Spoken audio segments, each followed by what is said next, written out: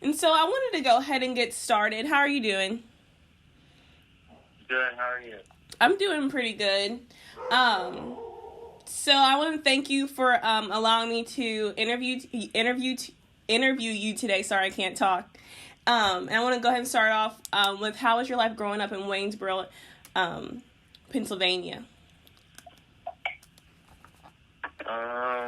What do you mean? Like, how was my life growing up? Like,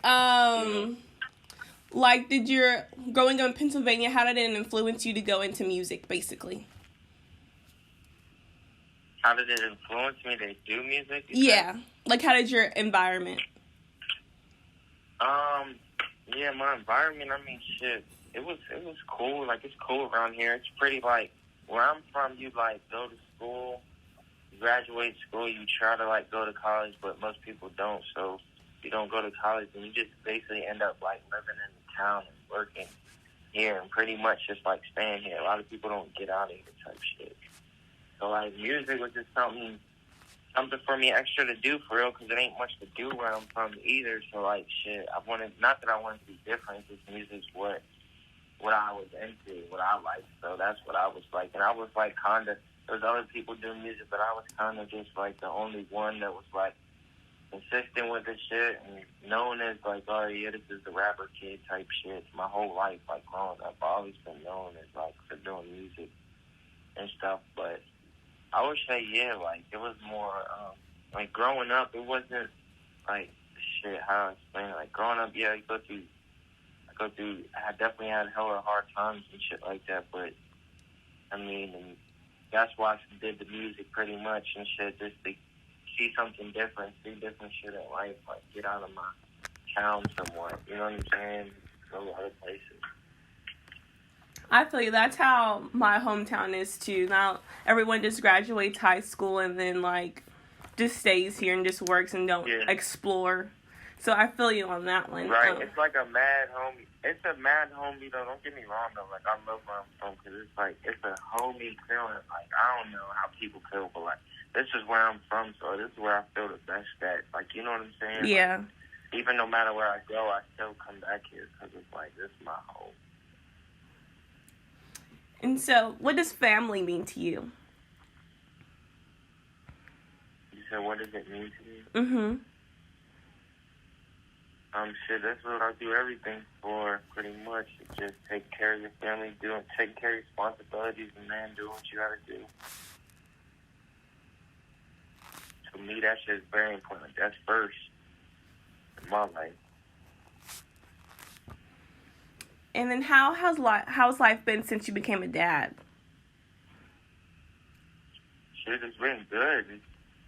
Shit, I always say like people like it's different. I mean, yeah, I guess it's different, but shit, when you're a family person, I'm one of them rappers that I guess okay, I could say like I actually do this shit. I actually take care of my family. That's what I actually do it for. So I already was like taking care of my family. So like I've been doing this shit since I was 14 years old, just trying to help with whatever I can. So me having a son is just like, all right, this time only thing's different. Like, this is my creation. Like this is mine. Like I made him type shit, and it's my responsibility to take care of him type shit. So that's how I look at it. Like it's dope though. I love it. Shit, I love it. I think I take being a dad more serious than being a rapper for real. Yeah, that's dope. And then, who was one of your biggest music inspirations? One of my biggest is like my pops, my dad. Because my dad did music, so that's the real reason why like I wanted to do this shit. But like as far as big people in the industry, like Lil Wayne, Wiz Khalifa, Mac Miller, once them guys start coming on and shit, like coming out later and shit. But yeah. And how has your life changed since the pandemic? Shit is weird. Definitely, like, I just miss the shows. I mean, that changed. Yeah. Like, show money and shit. A lot of people a lot of rappers, a lot of people, that's how we make our money off the shows and shit. So that's one thing I just miss, and that's one thing I like to do. So I just miss connecting with the people for sure. Like, shit's weird, you feel me? You don't get it's like different nowadays. You get to before this shit, you put out music, whatever, and you go perform and see what they fucking see what they mean. Like, you just get to see their reaction, see, all right, you know what I'm saying? Now we don't really have much of that shit. Like, and it depends how you are as a person. Like me, I still want to make money, but I have a son that I'm like very involved with. I'm always around him, so I just can't be going anywhere, just doing anything right now. Like, I take that shit serious as fuck. So. Yeah, and so do you find creating music a form of therapy for you?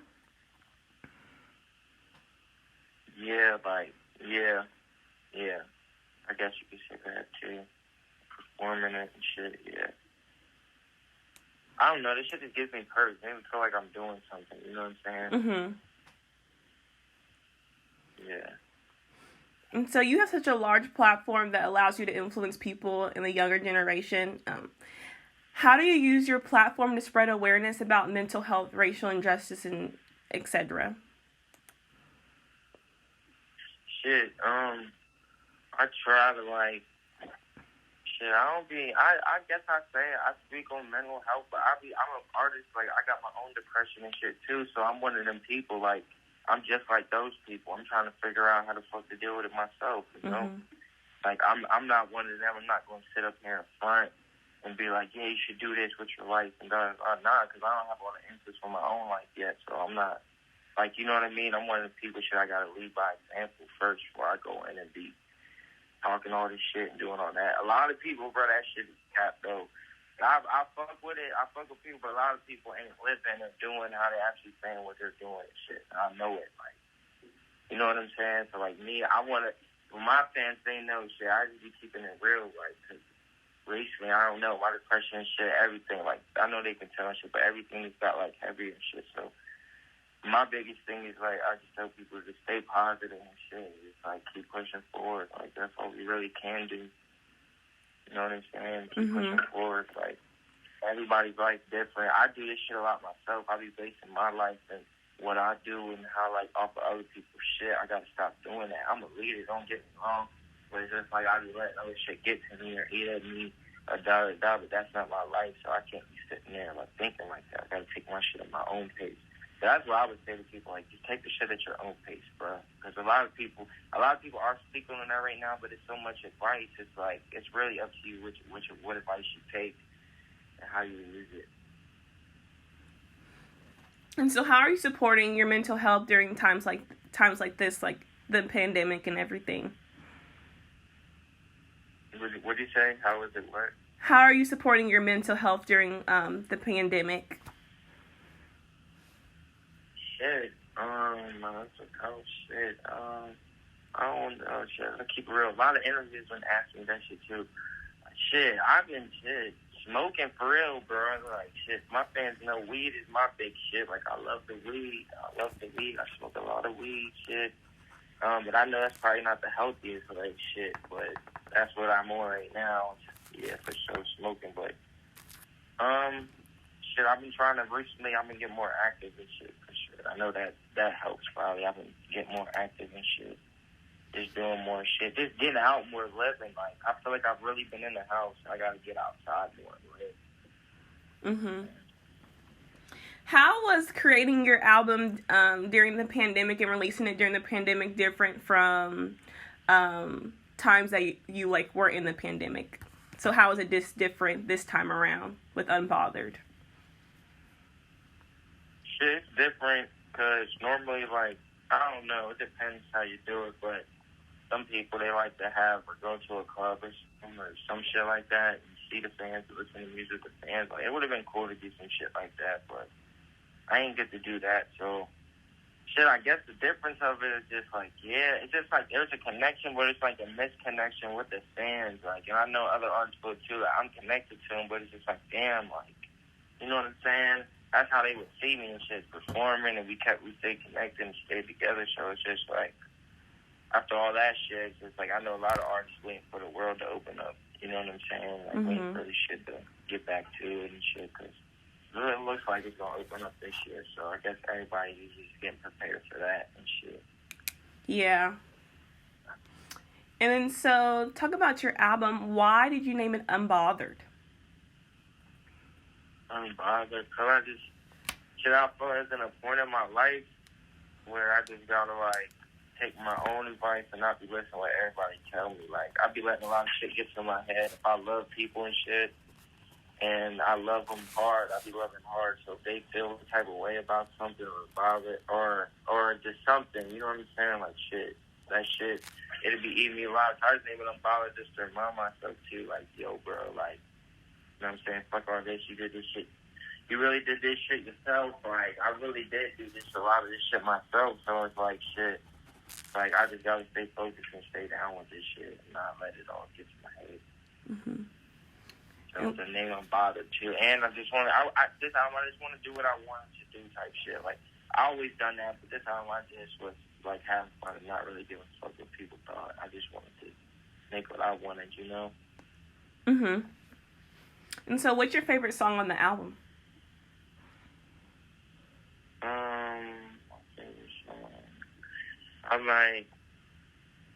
I like Fade Away, Take 5, Dead Broke, shit, On Site, Think Deep, Don't Sing, Locked Up. I really like, shit, it's a different vibe for me, so I really like majority of the album, for real. I'm not even gonna lie. Yeah, my favorite is, I love On Site and I love Dead Broke. When I heard it, I was like, this is fire. I loved it. Yeah, they like the Dead Broke type vibe. Yeah, I love that song. I'm making some more of those. Yeah, for sure. Appreciate that. You're welcome. And then I want to talk about your relationship with Lil Durk. How'd you guys get together to make Having My Way? Shit, I was already cool with Durk. Like, me and Durk, he got me on one of his songs, or one of, I think it was his album mixtape, I'm not sure, I forget. But he got me on one of his songs, Rockstar and shit. He just, I think I reached out to Durk first, I'm thinking. Because, like, I was already, like, me and my niggas used to listen to Durk all the time and shit. So I was like, damn. So when I got a little name or whatever, a little bit known in the game. But me and Durk, like, it's weird. Me and Durk been fucking with me for a minute. I've been fucking with him for a minute. Like, before he even made that song that he sent me, we was fucking with each other, but then we ended up linking up and shit, and we shot the video and shit. And then Having My Way, he recorded that. Like, I sent it to him because I was telling him, like, yo, I got the track for you. He's like, send it. But he was getting, I think he was literally getting locked up or, like, had to turn himself in the next day type shit or some shit. So he just did that shit, like, right before he went in and sent it to me. And that's how that shit came about. Like, I would have linked with him, but, you know, some shit came up. But, yeah, he just sent it back. Like, it's on some family type time with Derek. It's really, like, you know, his brand is OTF, so he really on some, like, only the family shit. Like, he treat me like family and shit, like, real family. Anywhere I go, Durk's one of them rappers, like, that nigga, he's so hard because he makes sure you're good. Like, every time I'm in Atlanta, I hit Durk, you feel me? Because he makes sure you're all right. And niggas know what I mean when I say that. Like, he just makes sure you're straight, you're good, whatever you need, taken care of. Like, he one of them real artists, like, behind the scenes. It's more than music with him. That's what I like. He's very involved with shit. So, Durk's a real one. That's why he's winning right now, too, shit. I feel like I already told people, a lot of people, I was like, bro, like, if Durk already had this shit, it's just now the world's noticing. When the world notices, it's over. Like, he's going to be on top. And then name one of the artists that you would love to work with, dead or alive. You said dead or alive? Mm-hmm. Dead or alive. You said one? You can name as many as you want. Dude, yeah, I work with a couple. I work with X. I work with Tupac. What's I work with? Shit, definitely Juice WRLD. I mean, me and Juice WRLD, we do got a song, but definitely Juice WRLD. Really fuck with bro. Shit. Who else is there? Yeah, I would say that's cool for now. And then what's next for you? Shit, there's more music videos, more everything, bro. Just get back out there on my shit. Just, you know, dropping more content for the fans and shit. that type of time, just trying to flood them more and give them more content. More of me type shit.